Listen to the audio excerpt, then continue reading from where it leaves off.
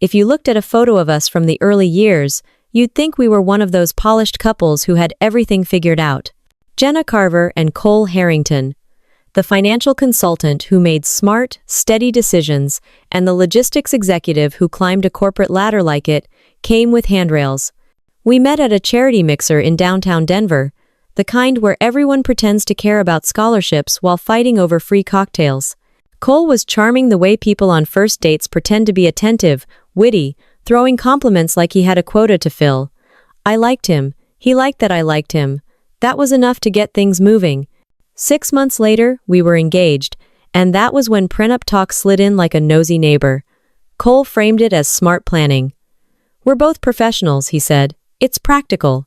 He made it sound like we were signing up for dental insurance, not a legal document that could shape the rest of our lives. I didn't argue. I wasn't hiding anything, and I wasn't marrying him for his bank account. The prenup included a single clause he insisted on. If either of us cheated, that person forfeited everything acquired during the marriage. It was dramatic, unnecessarily intense, and wrapped in a smile that said he expected me to laugh it off. I didn't love it, but I agreed. What I didn't know back then was that his need for that clause wasn't practicality. It was insecurity wearing a suit and pretending to be reasonable. Cole never liked that I used to work at a financial firm where my ex was a senior analyst.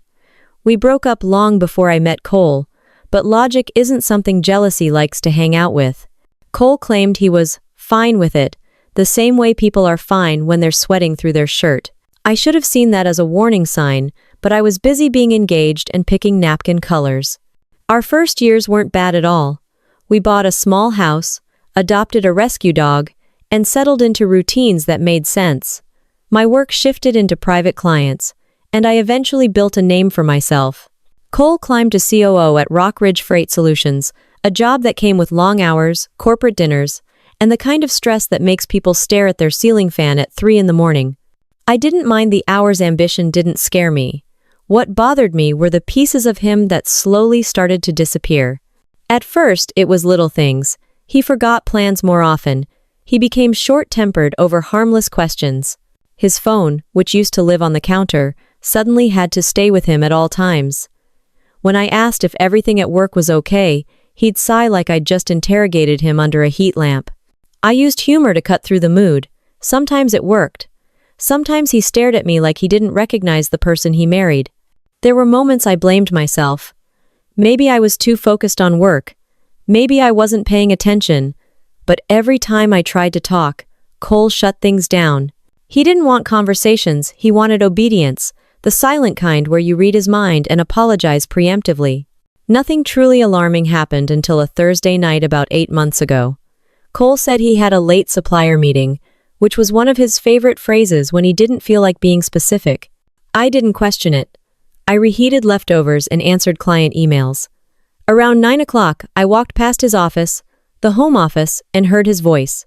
He wasn't supposed to be home. I froze for a second. The door was cracked, and he was speaking quietly, low enough that I had to get closer to make out the words. "Not tonight," he whispered. "She's still here. I told you already. No, you can't risk it." The tone wasn't work. Cole never spoke to coworkers like he was planning a prison escape.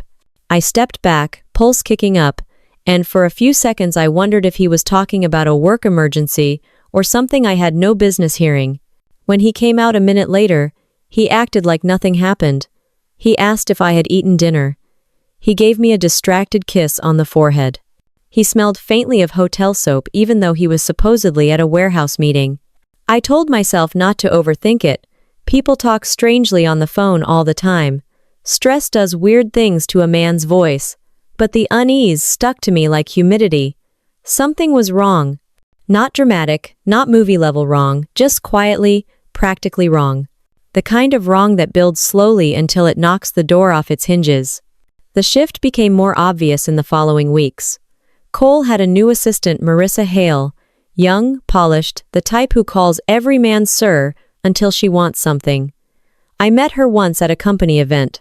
She smiled too much at Cole and barely at me. I didn't think much of it until the night I swung by his office to drop off a jacket he left at home. It was after 7, and the building was mostly empty. I knocked on his door, expecting him to say, "Come in." Instead, the door opened after a long pause, and Marissa stepped out first, her hair slightly out of place, cheeks a little too pink for office air conditioning. Cole appeared behind her, startled like I'd caught him stealing office furniture. That's when the first real crack formed. Not because I had proof of anything, but because his explanation was so stiff, so rehearsed, that even the wall behind him seemed unconvinced. Before I continue, let me ask you something simple. Where are you tuning in from? I love seeing where everyone is watching. And if you're into cheating stories, revenge stories, or real husband betrayal arcs that flip the script, make sure to subscribe so you don't miss the rest of this journey. Cole insisted Marissa was just helping him finish reports. I nodded, pretending to accept it, even though the room smelled faintly of perfume I didn't own. Nothing dramatic happened after that, nothing explosive or obvious. Just one of those small moments that shifts something fundamental, the kind you feel in your spine before you can fully explain it. Hear your story in the comments.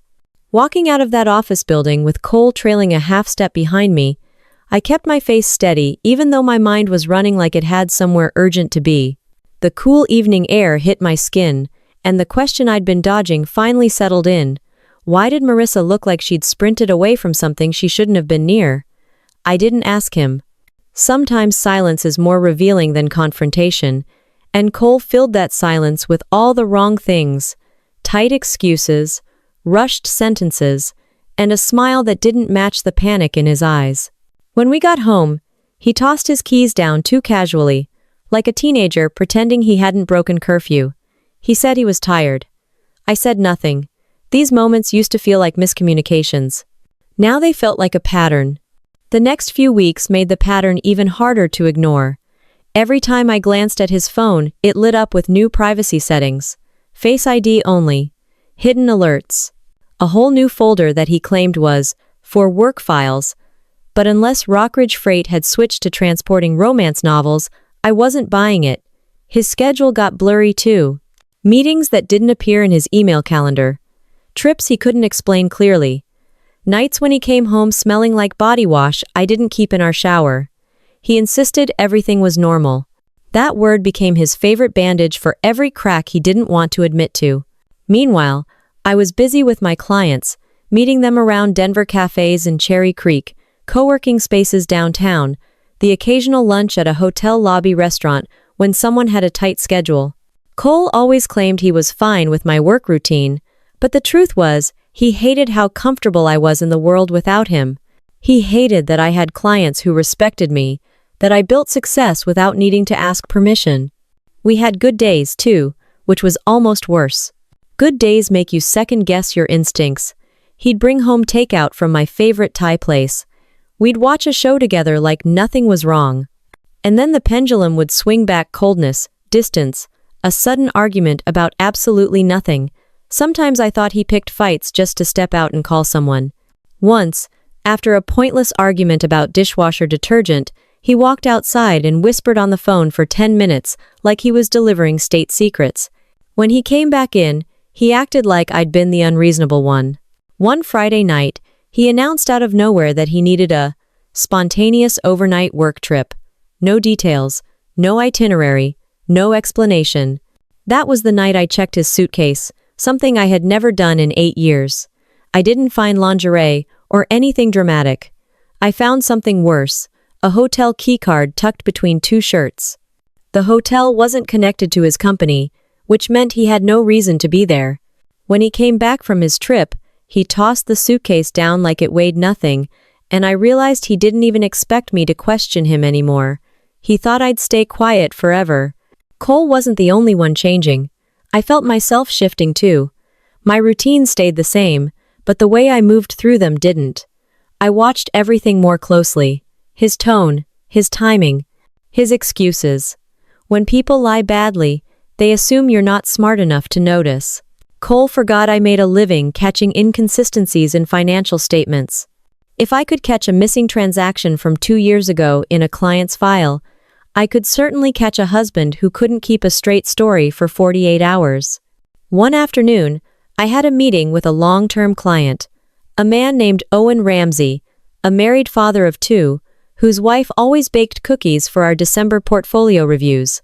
He wasn't romantically interesting to me, but he was convenient for Cole's paranoia. I didn't know it yet, but Cole would use Owen's name later in his trap, twisting something harmless into something weaponized. After that meeting, I stopped by Cole's office to grab lunch. It wasn't planned, and that was the only reason it worked. I walked in, and the front desk assistant looked uncomfortable, the way someone does when they're about to tell you your car's been towed. She said Cole just stepped out, but the hesitation in her voice made it clear she didn't know where he actually went. I sat in the lobby for nearly 20 minutes before Cole finally appeared from the elevator. He looked surprised, almost caught, and he greeted me with a stiffness that didn't match his words. We ate together in his office. He talked too much. I talked too little. He asked about my day. I asked nothing. Something about the way he looked at me suggested he was trying to calculate what I had seen or heard. I didn't give him anything to work with. Later that night, I heard another phone call, a soft voice, a hushed tone. His answer was even quieter. She didn't notice. Stop overthinking it. That sentence didn't hit like suspicion, it hit like certainty. I wasn't imagining things. He was talking about me, and he wasn't worried about my feelings. He was worried I might pay attention. And yet, I still tried to rationalize it. That's the strange power of a long marriage. Your brain tries to glue things together, even when they're already in pieces. I was standing at the sink the next morning, rinsing a coffee mug, when Cole walked in and placed his hands on my shoulders like nothing had happened. He asked if I wanted pancakes. I almost laughed. Pancakes from a man who smelled like hotel soap yesterday. I said I wasn't hungry. People always think betrayal hits all at once, but sometimes it arrives in chapters, each one adding a little more weight until the shelf finally cracks. I didn't know the shelf was already breaking. I only knew the room had changed, the air felt different, and I was suddenly aware of how alone two people can feel standing in the same kitchen. Letting the weekend roll in without confronting him felt like holding my breath underwater. Later that day, while I was reviewing a client's long-term investment plan, I got a text from a friend who happened to work in HR at Rockridge Freight. She wasn't gossiping, she was warning. She told me the company was starting an internal audit after a few irregularities. Nothing criminal yet, but enough to make the executive floor nervous. Cole had mentioned being overwhelmed at work, but he never said anything about an audit. That piece clicked in harder than I expected. He grabbed his briefcase, kissed the top of my head, and told me he'd be home late because of vendor negotiations. It was the same phrase he used when he wanted to sound important without explaining anything. I watched him walk out the door and felt something settle in my chest, not anger, not panic, just clarity. Whatever was going on with Cole wasn't temporary. It wasn't stress. It wasn't workload. Something bigger was moving underneath him, and I could feel the ground shifting. Later that day, while I was reviewing a client's long-term investment plan, I got a text from a friend who happened to work in HR at Rockridge Freight. She wasn't gossiping, she was warning. She told me the company was starting an internal audit after a few irregularities. Nothing criminal yet, but enough to make the executive floor nervous. Cole had mentioned being overwhelmed at work, but he never said anything about an audit. That piece clicked in harder than I expected. A man terrified of losing control will do almost anything to protect what he thinks he deserves. And Cole always believed he deserved everything. When he came home that night, he carried the same nervous energy, except this time it had direction. He paced more. He spoke faster. He watched me like he was waiting for me to slip up, even though I hadn't done anything. I let him talk, and the more he talked, the clearer the cracks in him became. He asked oddly specific questions about my schedule, about clients I met, about whether I still kept in touch with coworkers from my old firm. It would have looked like casual conversation if he hadn't asked the same question twice, hoping for a different answer. Around midnight, after he fell asleep, I got up to grab a glass of water. His phone buzzed on the nightstand. I didn't touch it. He kept the screen locked anyway, but the preview banner was visible for a second before it disappeared. It wasn't a full message, just a name, Marissa. She shouldn't have been messaging him at midnight. I didn't need to open the phone to know that. I went back to bed and lay still, listening to Cole breathe like a man who had nothing to worry about. What I didn't know was that on the other side of that breathing was a man building a very detailed plan to end our marriage in a way that kept his hands clean and his money untouched. His plan started finalizing the following week. Cole forgot I made a living catching inconsistencies in financial statements. If I could catch a missing transaction from 2 years ago in a client's file, I could certainly catch a husband who couldn't keep a straight story for 48 hours. One afternoon, I had a meeting with a long-term client, a man named Owen Ramsey, a married father of 2, whose wife always baked cookies for our December portfolio reviews. That night, I asked him if he needed help setting up a proper work profile on the iPad. His reaction was sharp, defensive, and louder than the situation deserved. He snapped that I shouldn't touch his devices. His devices? That thing had been sitting in the kitchen for 8 years like a family pet. By then, I knew better than to keep pushing. When someone is lying, you don't expose the lie immediately. You pay attention to the way they trip over it. Cole began carrying the iPad we normally used for grocery lists and streaming shows. He acted like he suddenly needed it for work, but he never opened any company software on it, just the mail app.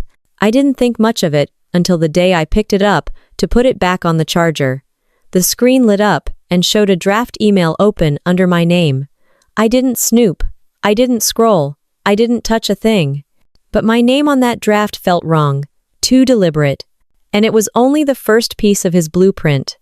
The second piece came into play when he brought up my old colleague, the ex I hadn't spoken to in years. Cole asked if we still kept in touch, professionally. The way he emphasized the word felt less like curiosity and more like bait. I didn't take it. I told him I hadn't spoken to the guy since before our wedding. Cole nodded like he believed me, but his jaw tightened for half a second, the kind of involuntary movement someone makes when the truth isn't useful to them. Around this time, he developed a sudden interest in my meeting schedule. He wanted to know which clients I met in person versus Zoom. He wanted to know what part of town I would be in. He wanted times, places, and details he'd never cared about before. He made comments like, "You're out a lot lately," or "Your meetings run late these days," even though neither was true. I stayed home more often than not, but he was rewriting reality to fit something he needed. One afternoon, he stood in the kitchen watching me prepare lunch. It wasn't the look of a husband checking in. It was the look of a man studying the edges of a puzzle he had decided I belonged to. I asked what he was thinking, and he said, "Just wondering how you keep track of all your clients." It wasn't the words, it was the tone. He was previewing something, laying groundwork like a salesman warming up a pitch. That night, after he'd gone to bed, I found a hotel rewards card tucked into the inner pocket of his blazer while hanging it up. Not my blazer, his. The card had a hotel name we had never been to together. I held it for a moment, not because I needed proof by then I already knew, but because something inside me finally clicked into place. Cole wasn't just hiding something, he was planning something. And whatever he was planning, I wasn't part of it. Pulling into our driveway that evening, I could already sense the atmosphere inside the house had shifted. The lights were on in the living room, and I could see Cole's silhouette through the window still, rigid, like he was rehearsing something. I stepped inside, and he was sitting at the dining table with a stack of papers, printed screenshots, and a manila folder arranged too neatly to be casual. People don't organize evidence that cleanly unless they're about to present it. He didn't greet me, didn't ask about my day. He simply gestured at the chair across from him with the seriousness of a man who believed he'd finally cornered a criminal. "Sit," he said. I set my bag down but didn't sit. Something about seeing my name bold, black, centered on one of the printouts pushed a cold edge under my ribs. He watched me with rehearsed pity, the kind people use right before they try to ruin you. "I didn't want it to come to this," he said, which is exactly what someone says when they absolutely wanted it to come to this. He pushed the first page toward me. It was a printout of an email thread between my address and someone named A.R. 2 days later, he claimed he needed my car because his tire was low. My husband, who never borrowed anything unless it benefited him, suddenly wanted to run errands in my SUV. He came back with the smile of a man who thought he had successfully pulled off something clever. I didn't know until much later that he had slipped an AirTag under the passenger seat, the same model we used once to track our luggage on a trip to San Diego. It was subtle. It was calculated. 9. He had the nerve to sigh, a deep, wounded sigh, like I was causing him emotional distress by not immediately confessing to something he fabricated. "There's more," he said. Of course there was. He handed me a stack of screenshots next. Instagram messages between me and a profile I'd never seen before. The messages weren't from me, they were messages sent to me. The replies were blank. He circled that part in red ink, as if silence was evidence of infidelity. My lack of response, in his mind, was suspicious. "You didn't respond," I said. "Because I never saw these." "That's what makes it worse," he replied, sneaking around without leaving a trail. I almost laughed. The logic was so backward it would have been funny if it weren't meant to destroy my life. He pulled out his prize piece, next a glossy, printed photo, the kind you'd use for a courtroom if you were desperate. It showed a hotel hallway with a man in business clothes standing near a door. And next to him, a woman whose body and hair resembled mine just enough to fool someone who wanted to be fooled. The photo was grainy, poorly lit, and the angle was suspiciously convenient. But the timestamp on the corner had been added cleanly. Too cleanly. "This was you," he said, tapping the paper. "No, it wasn't," I said, tapping it back. He leaned in like he had finally cracked the case. "Jenna, stop lying. I have everything." He had nothing, but he had assembled enough nothing to look like something. Then he reached for his final card, a printed map showing my car's location the night he claimed I was at the hotel. He had circled the hotel address in thick red marker, the dramatic kind criminals in movies love using. "That's where your car was," he said triumphantly. "You can't deny GPS." Except I could. I wasn't even suspicious yet, I was angry. Angry that he thought I'd fall for something this flimsy. Angry that he believed he was smarter than me. Angry that he imagined he could rearrange my life through a few screenshots and a dollar store level photo edit. He sat back, folding his arms like he'd already won the negotiation. "Jenna, I'm filing for divorce." I didn't speak. Silence was safer than giving him a line he could twist. "And because of the prenup," he continued, "you'll leave with nothing. That's the agreement you signed." Me? There it was. The real motive. The real purpose of every staged piece on this table. He wasn't confronting me. He was evicting me. I finally sat down, not because he told me to, but because the legs under me felt unsteady, not from fear, but from the sheer absurdity of what I was looking at. My marriage had become a crime scene staged by a man who thought technical tricks could overwrite truth. I picked up the email printouts again. The grammar wasn't mine. The tone wasn't mine. The timestamps didn't match my schedule. Whoever wrote these didn't even bother to imitate me. Cole interpreted my silence as defeat. He softened his voice, the way people do when they want to appear merciful while twisting a knife. "If you admit it, I won't make this uglier than it has to be." My head lifted at that. "Admit what, exactly?" "That you cheated." I let the words settle between us. There was no panic, no fear. The content sounded like something a lazy, unimaginative affair partner would write. Vague compliments, late-night meeting references, lines like, "I can't stop thinking about you." No specifics. Nothing grounded in reality. It was the kind of generic flirting you'd see in a cheap romance novel. I scanned it, then looked up at him. This isn't me. Because standing in that room, with his manufactured proof spread out like a cheap exhibit, one thing became sharply clear. He'd put so much effort into building a trap that he never stopped to consider what would happen if I recognized it for exactly what it was. And he had no idea what I was about to discover next. Standing there with his staged proof, spread across the table, I felt something sharp and steady settle inside me. Not panic, not heartbreak, just a clean, precise awareness that nothing in this little theatrical performance of his matched the world I actually lived in. While Cole waited for me to crumble, I walked past him, grabbed my laptop, and opened it the same way I opened client portfolios, calm, focused, and ready to find the numbers that didn't line up. Cole watched me like he expected me to throw myself at his feet and beg him not to leave. When that didn't happen, he shifted into annoyance, the kind that comes from a man who planned a dramatic monologue and didn't get the reaction he rehearsed in the shower. "Where are you going?" he demanded. "To my desk," I said. "Since you want to talk about timelines, I'll pull up mine." He didn't like that answer. He wasn't expecting logic. He was expecting damage control. I logged into my calendar, pulled up the date stamped on the hotel photo, and scrolled to the evening in question. It took 2 seconds. I had a virtual client review at 7 that night, I said, and at 8:30, I was on our couch watching that awful true crime documentary you picked. He waved a hand dismissively. That doesn't prove anything. You could have met someone before or after. I lifted my eyes to him. Before or after what? The fake email or the fake photo? Cole's jaw twitched. He wasn't ready for direct hits. He wanted me confused, not analytical. I opened my banking app next and pulled up my card history. Every transaction from that day showed normal spending. Groceries, a Starbucks order, a utility bill. Nothing near that hotel. You could have paid cash, he said. Then why would my car be there? I replied without blinking. That was the moment he realized I wasn't treating his accusation like a confession I needed to defend.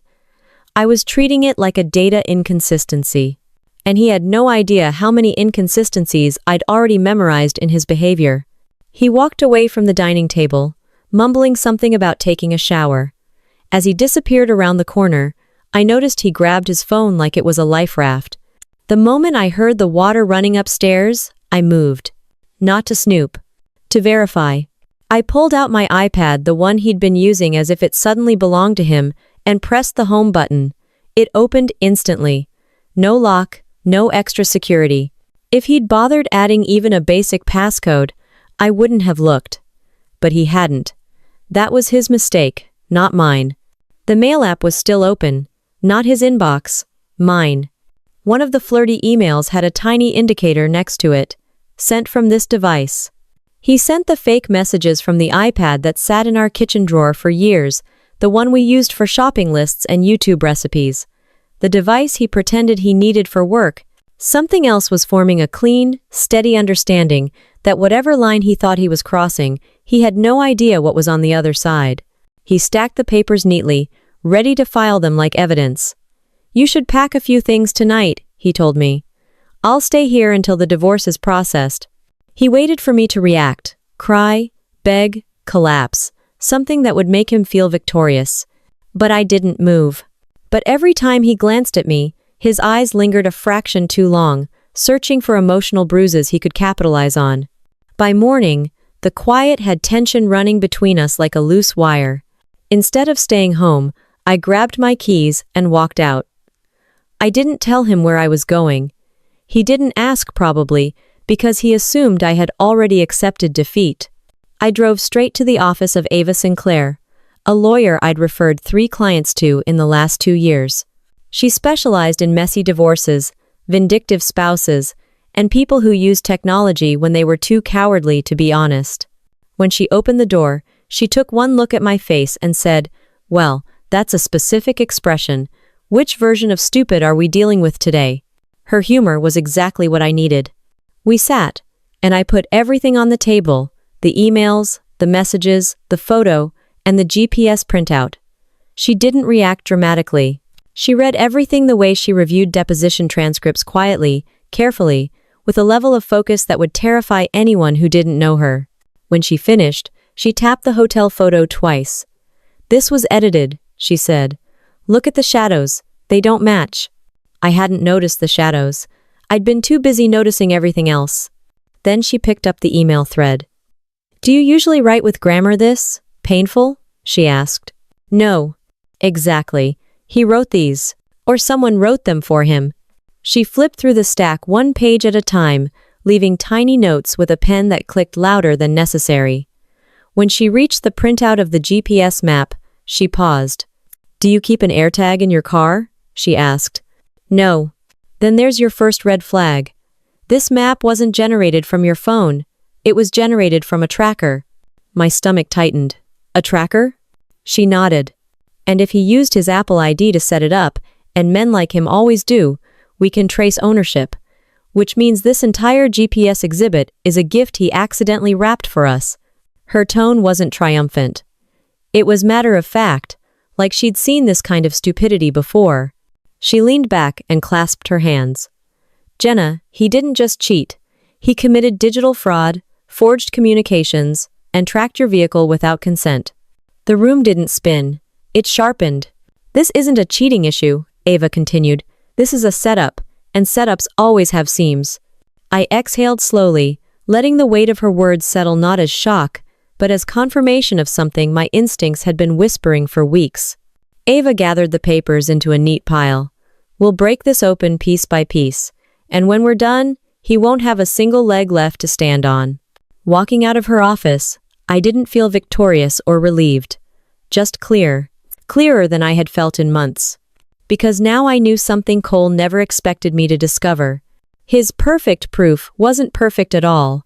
It was sloppy, it was rushed, and it was about to unravel in ways he never prepared for.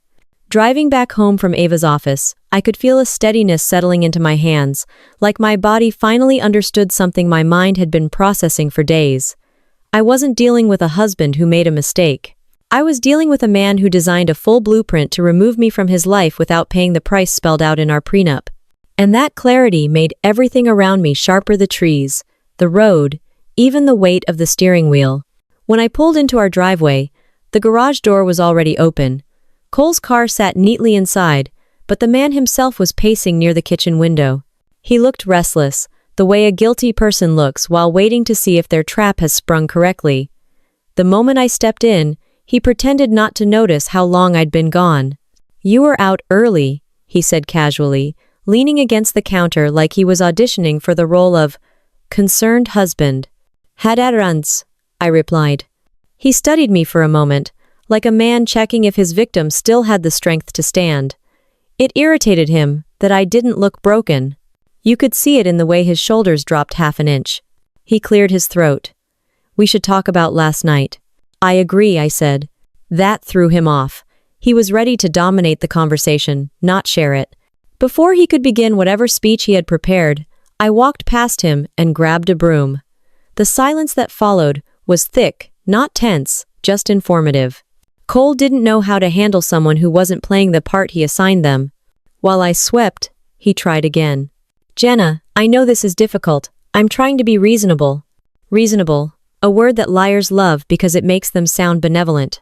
I finished the last stroke and propped the broom against the wall. "Cole, we'll handle the divorce properly. Everything will be sorted."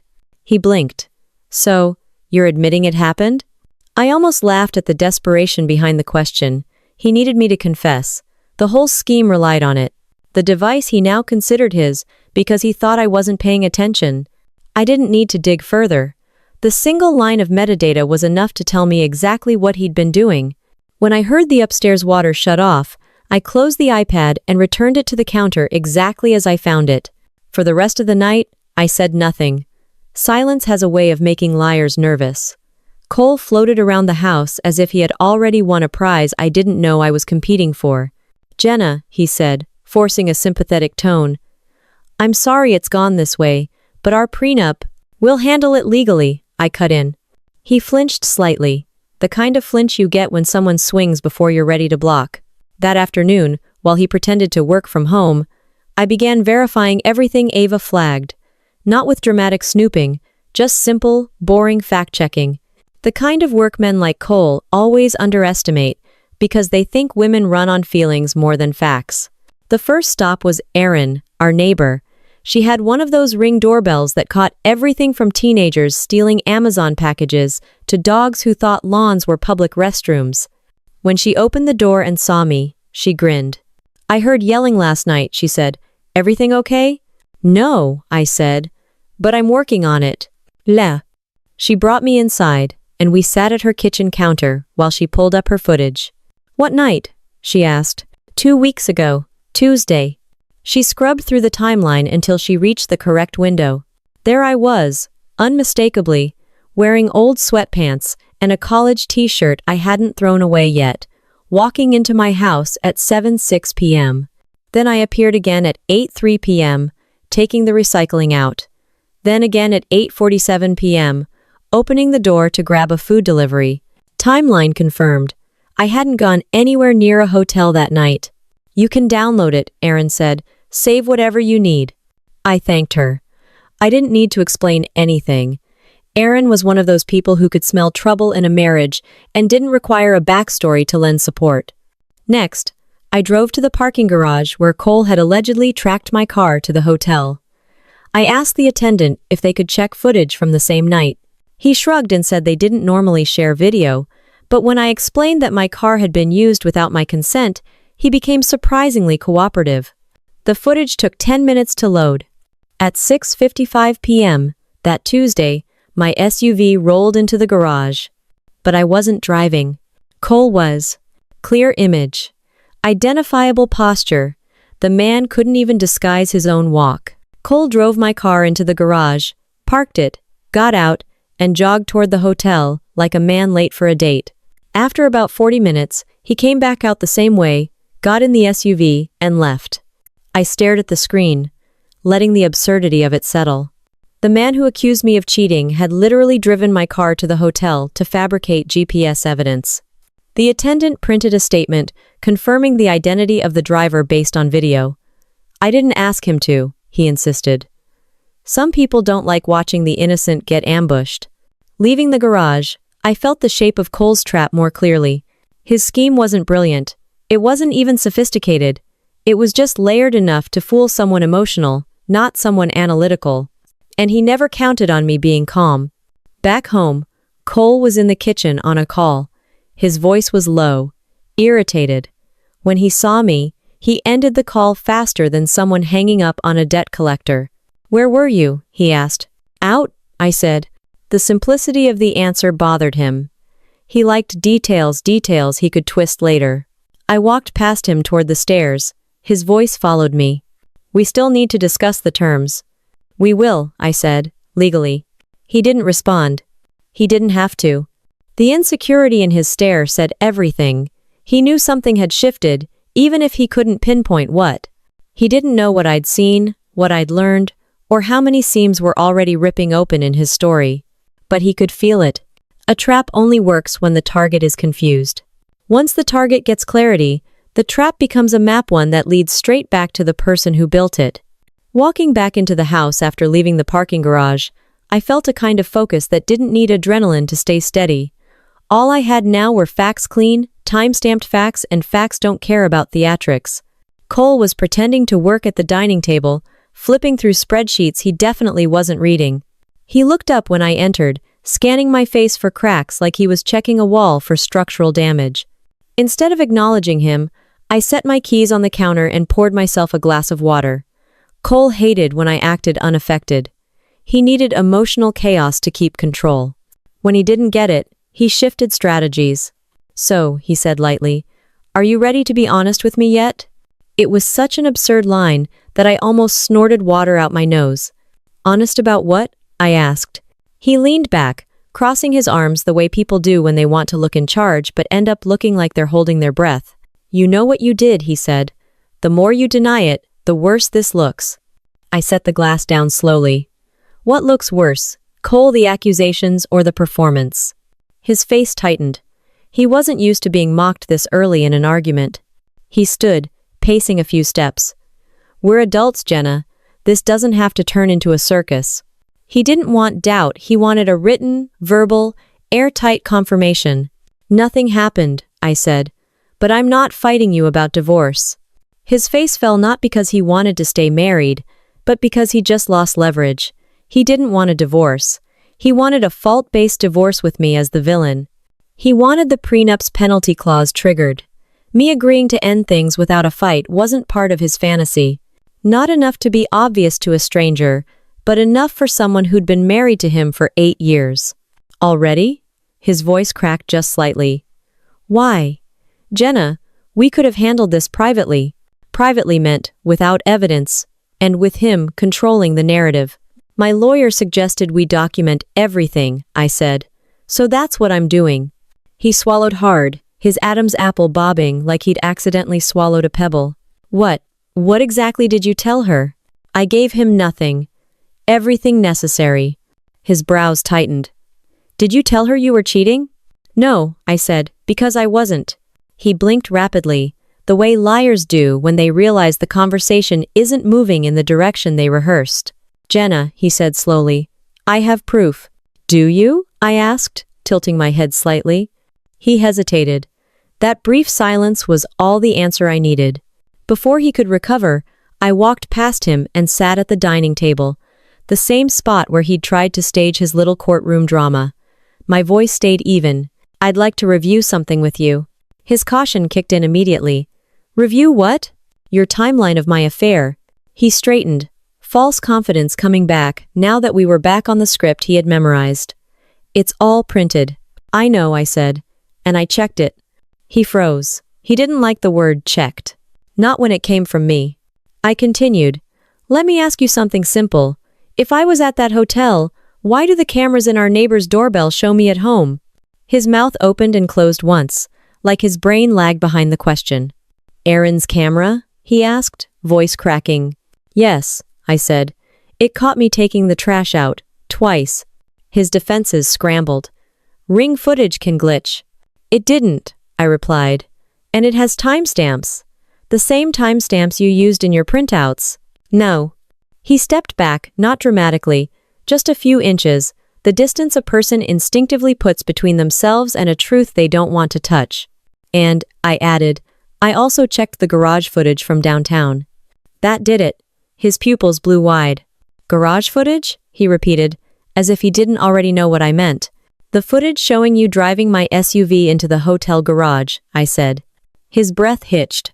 You could practically hear the exact second he realized his entire scheme had been caught on a camera he didn't think to account for. "You, Jenna, that's not—" "You parked it," I cut in, got out, walked straight toward the hotel, and then came back 40 minutes later. Cole's mouth stayed open, but no words came out. He looked like someone who'd forgotten how basic speech worked. I wasn't angry. Anger requires energy. I was just done. "And one more thing," I said. "If you cooperate, I'll make sure the divorce stays civil." This man had really spent hours printing fake screenshots, and now thought I was the one turning things into a circus. "You're right," I said calmly. "Nothing needs to be dramatic." That made him pause. He wasn't expecting agreement. He was expecting resistance he could bulldoze. "I talked to a lawyer," I added. The color drained from his face fast. "But—" For a moment, he looked genuinely frightened, not of me, but of what losing control meant. His entire plan depended on me being overwhelmed, emotional, confused. But now he was the one unraveling. I stood, gathered a few papers, and placed them into a neat stack.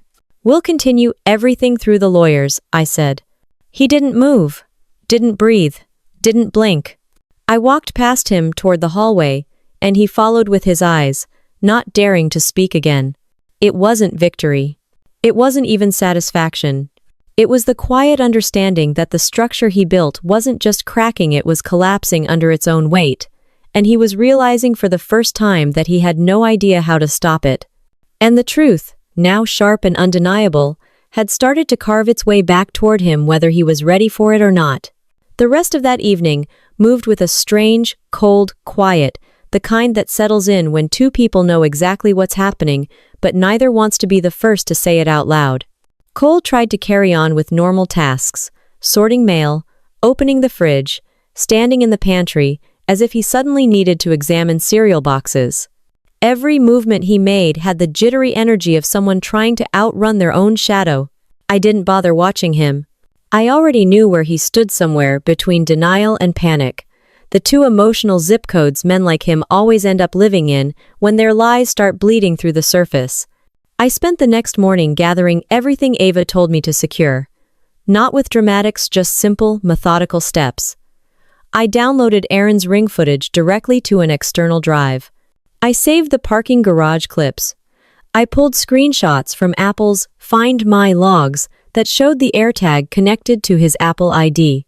Every piece was clean, clear, time-stamped, and impossible to twist. Even Cole's best attempts at explanation couldn't turn grainy fiction into solid fact. Around noon, I texted Ava everything. She asked if I was free that afternoon. I was. Walking into her office felt different this time. Not because of nerves, but because I finally understood the shape of the truth. Ava spread the files across her desk, examining each one like she was conducting a forensic financial audit. "He tried to build a full narrative," she said. "Credit where it's due, your husband worked hard on this little fantasy." Her sarcasm was sharp enough to cut glass. Problem is, she continued, tapping the parking garage still frame, he's not smart enough to build it well. She pulled out the prenup next, flipping to the fidelity clause. The wording was cruelly simple. If either spouse engages in infidelity, the offending party forfeits all marital assets. Ava lifted an eyebrow. This is going to be much more useful for you than he expected. I didn't smile, not because I wasn't satisfied, just because the absurdity of it all still felt heavy in the room. Here's the next step, she said. We'll attend the mediation he requested. Let him walk in believing he still has the upper hand. Then we place everything in front of his attorney and let the collapse begin. A collapse. A perfect word for it. That afternoon, Cole's lawyer emailed me a formal mediation date. Cole didn't speak to me for the rest of the day. He walked around the house like a man trapped in a tunnel, with one flashlight left and the battery flickering. The morning of mediation came faster than expected. I dressed simply, nothing dramatic, nothing polished, just calm. Cole put on the nicest suit he owned, the one he wore when trying to project authority. The irony wasn't lost on me. A man planning to weaponize lies always believes clothing can compensate for character. When we arrived at the law office, Cole strutted in like he was showing up for an inauguration. His lawyer, Thomas, was already seated, flipping through a folder with the tight jaw of someone who's been briefed on only half the truth. Ava greeted them politely before laying a thick binder on the table. Not aggressive, not theatrical, just precise. Cole's eyes flicked to it instantly. The mediator opened with the usual pleasantries, outlining the agenda, accusations, property review, next steps. Thomas gestured toward Cole. My client has provided evidence of infidelity and believes... Ava interrupted by sliding the binder toward him. Before we discuss accusations, let's look at the full picture. Thomas opened the binder, expecting disorganized denial from a desperate spouse.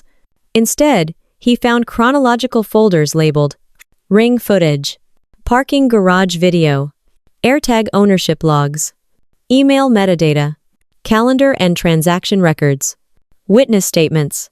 He scanned the first page. His eyebrows lifted. The second page, his face froze. By the third, he straightened in his chair. Cole shifted uncomfortably. What is it? He asked. Thomas didn't answer. He simply pushed the binder slightly away, leaned back, and inhaled sharply through his nose. A lawyer's version of, "You absolute idiot." Ava spoke calmly. This shows who was actually at the hotel. It shows where Jenna was. It shows who logged into her email, and it shows who the AirTag belongs to. Thomas turned to Cole, voice low but firm. Did you drive her vehicle that night? Cole's face fell apart in real time. He tried for a laugh, but it came out choked. I was just... And did you place an AirTag in her car? Thomas pressed. Cole looked at me, then at the mediator, then at the table, anywhere but at the truth. I thought he stammered. I was trying to. It's complicated. It's not complicated, Ava said. It's fabricated. The mediator cleared his throat awkwardly. He looked at the binder, then at Cole, then back at the binder. These are substantial discrepancies. Thomas pinched the bridge of his nose like he was experiencing a migraine. Cole, I advised you to be transparent with me. Did you create these materials? Cole sputtered. She cheated. She was meeting Owen, her client. Ava flipped to a statement from Owen's wife, confirming Owen had been home that night with a sick child. The room went silent. Then Marissa's name appeared on one of the pages, a witness note from a coworker who had seen the two of them acting inappropriately close. Cole visibly panicked. Thomas exhaled the long, slow sigh of a man whose client had just detonated their own defense. Cole, enforcing the prenup is no longer a conversation we can have. The mediator finally spoke. Given what's been presented, the fidelity clause appears to be triggered by Mr. Harrington, not Mrs. Harrington. Cole's mouth hung open. He looked betrayed by the very trap he built. And for the first time since this began, he had no words left to twist. He wasn't losing an argument. He wasn't losing a marriage. He was losing the entire narrative he thought he controlled. The emails you printed? The ones supposedly from me? I pointed at the iPad on the counter. They were sent from that device. It's logged in the metadata. He looked at the iPad like it had personally betrayed him. I didn't. he tried. You did, I said. He took a shaky step forward, palms open, like he wanted to turn this into some kind of emotional plea.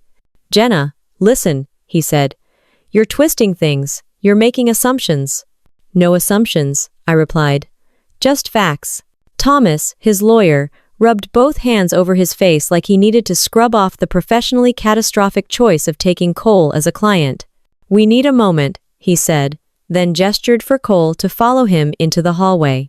Ava and I stayed seated. The mediator shuffled papers with the awkward energy of someone trying not to eavesdrop while absolutely eavesdropping. Through the glass wall, I could see Thomas gripping Cole's shoulders, whispering sharply. Cole shook his head over and over, the way a kid denies breaking a vase even while holding the broom. Ava leaned toward me. He just realized he's not negotiating anymore. He's bleeding. I didn't feel the need to respond. The truth was doing its job. A few minutes later, the men returned. Cole's face was blotchy, and his tie was crooked like he'd tugged at it in panic. Thomas sat down slowly, folded his hands, and said the words Cole couldn't bring himself to say. My client will not be pursuing allegations of infidelity. The mediator nodded. Understood. Thomas continued. And after reviewing the presented evidence, we acknowledge the fidelity clause is triggered by Mr. Harrington's actions. That sentence was the legal equivalent of watching a building implode. Cole suddenly slammed his palm against the table. This isn't fair. She was planning to leave me anyway. Ava cut in smoothly. Your argument isn't with my client's imagination, Mr. Harrington. It's with the evidence you manufactured. The mediator cleared his throat. Mr. Harrington, please refrain from outbursts. Cole's eyes darted between us like he was searching for a version of reality where any of this made sense. He'd built a world where I was the villain. A world where he got to walk away clean, wealthy, and victorious. Now he was trapped inside the rubble of his own construction. Thomas tried to salvage some dignity. Given the circumstances, we'd like to propose a settlement that avoids court. Ava shook her head. The prenup already outlines the terms. We're enforcing it as written. She flipped to the relevant page, tapped the line with her pen. Mr. Harrington forfeits all marital assets accumulated during the marriage. The home, joint accounts, shared investments, everything goes to Mrs. Carver. Cole snapped. You can't leave me with nothing. Who? Ava didn't even blink. You wrote it. He blinked, stunned. Because yes, he did write it. Cole insisted on that prenup.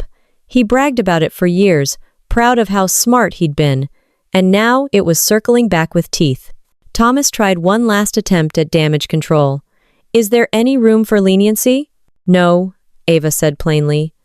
My client isn't seeking to punish him. She's seeking to uphold the agreement he demanded. I stayed silent. Not because I didn't have anything to say, but because Ava didn't need backup. The terms were clear, and the truth had no reason to raise its voice. The mediator gathered all documents, his expression neutral, but his eyes betraying mild fascination. Cases like this did not happen often. Given the evidence, Mrs. Carver will retain the property and assets. Mr. Harrington may submit financial disclosures for personal assets only. Cole stared at his hands, stunned. And every piece of proof that undid him was his own. Watching Cole sink in that mediation room didn't feel triumphant. It felt clarifying, like finally seeing a landscape clearly after weeks of fog. He stared at the binder, as if it were a live grenade someone had rolled toward him, and the silence around the table made every inch of his panic louder.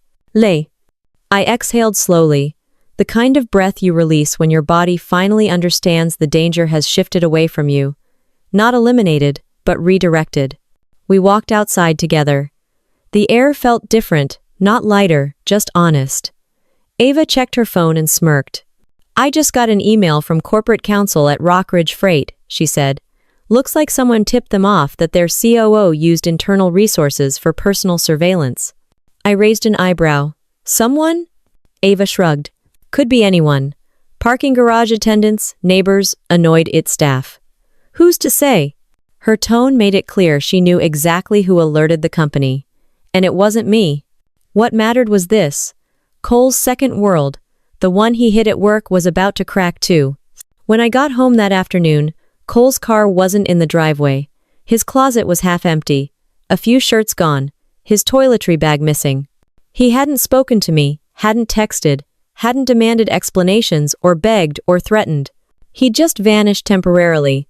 I assumed because disappearing required far fewer words than facing the fact that everything he'd built had turned into a self-inflicted demolition. I sat on the edge of the couch, the same couch he claimed I wasn't on during the night he tried to frame me. There was no triumph, no joy, no cinematic swell of music. There was just quiet. And in that quiet, something settled into place. Not revenge, not victory. Just balance. The truth had finally weighed in, and it didn't need to announce itself. Justice isn't loud. It doesn't need permission. It simply arrives, sets everything back where it belongs, and leaves the guilty standing in the wreckage they created with their own hands. Waking up the next morning, the house felt different, not empty, not lonely, just accurate. The silence finally matched the truth of what my marriage had been for months. Cole's absence didn't create a void. It simply removed the noise. I made coffee the way I always did, except this time there was no need to make a second cup out of habit. I stood at the counter, listening to the quiet drip of the machine, and realized something simple. Peace wasn't dramatic. It didn't explode into your life. It arrived gently once the chaos left the room. By noon, an email from Ava came in. The court clerk had approved the prenup enforcement. My name alone was now listed on the deed to the house, the accounts, the investments, every asset Cole fought so desperately to protect from a crime no one committed but him. The official documents were clean and unemotional, which was the perfect tone for the whole ordeal. A few minutes later, another email arrived, this time from Rockridge Freight. It wasn't addressed to me, but to Cole, except I was still linked to the joint inbox for billing updates. The subject line read, "Administrative leave pending internal review." They didn't need to write more. I already knew what it meant. Someone who used corporate IT and a company vehicle for personal surveillance wasn't going to climb any further up the executive ladder. If Cole was surprised, I never heard about it. His name didn't show up on any caller ID, no texts, no emails, nothing. The same man who used to fill every silence with lectures or excuses had simply evaporated from every corner of my life, leaving behind nothing but the mess he made. Instead of diving into the emotional wreckage, I focused on rebuilding the structure he tried to tear down. The first step was simple: reclaiming space. I pulled everything of his from the closet suits he hadn't worn in months, colognes he bought to impress someone else, the cufflinks he claimed were sentimental but absolutely weren't. I boxed everything neatly, not out of spite, out of practicality. I needed a closet that reflected the person living here now, not the man who tried to erase her. Once the closet was clean, I moved to the home office. My desk felt too tightly tied to memories of him leaning over my shoulder pretending to help. So, I rearranged everything, shifted the furniture, opened the blinds, replaced his old office chair with a simple one I chose for comfort instead of aesthetics. The room finally felt like mine. A few days later, I met with Erin and thanked her for the footage she'd shared.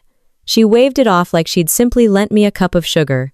"Good women don't let bad men win," she said, handing me a container of the banana bread she'd baked that morning. Practical support. No dramatics. Exactly what I needed. As the week passed, something in me shifted. Not dramatically, not suddenly, just steady and natural. I didn't feel angry anymore. I didn't feel sad. I didn't feel cheated or humiliated or exposed. The only feeling left was clarity. I wasn't healing from a great love. I was cleaning up after a great lie. With the settlement finalized, Ava suggested celebrating in the only way lawyers know how, by forwarding paperwork with confetti-level enthusiasm. She invited me to lunch to talk about next steps, not for the divorce, but for my career. She'd always admired how I handled clients, and she knew something I hadn't fully allowed myself to see yet. "You do better work than half the advisors this city worships," she said over a salad she barely touched. "You should open your own practice." The idea wasn't new. It had lingered in the back of my mind for years. But there's a difference between dreaming and deciding. For the first time, choosing myself didn't feel selfish. It felt overdue. That afternoon, I took a walk downtown, not with any specific destination, just letting my feet move while my brain sorted through possibilities. A small office space on 12th Street had a for lease sign in the window. I paused, looking through the glass at a compact layout, one reception desk, 2 private rooms, and sunlight hitting the hardwood floor in a way that felt like an invitation. 2 weeks later, I signed the lease. The landlords were thrilled. I didn't tell them the reason for my sudden interest in entrepreneurship was my husband tried to commit strategic character assassination. Some details are better saved for a book deal. Setting up the office became its own kind of quiet revenge, not against Cole, but against the version of myself who'd shrunk to keep the peace in a marriage that was already burning down. I chose the paint colors, the furniture, the small touches that made clients feel comfortable. Every decision was mine. No second opinions, no compromises, no explanations needed.